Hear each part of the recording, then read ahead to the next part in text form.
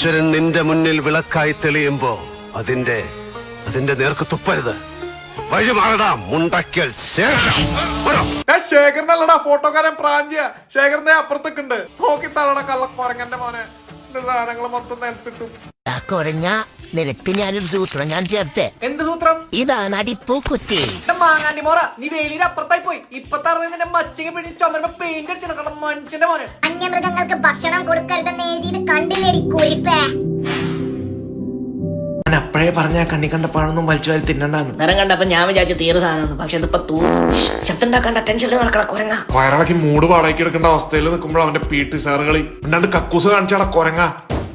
ഇതെന്താ മനസ്സിലായില്ലേ? പഴം. അത് മനസ്സിലായി. ഇത് എനിക്കെന്തിനാ തിന്നാൻ. നീ തന്നെ ബാക്കി എന്നാ ഞാൻ നിന്റെ കാന്താരിയാ കൊണ്ട് പോടാ അവന്റെ കുഞ്ഞമ്മയുടെ പയം. ആഹാ, ഇവന്റെ ഷോർക്ക് ഞാൻ എപ്പ ശരിയാക്കി തരാം.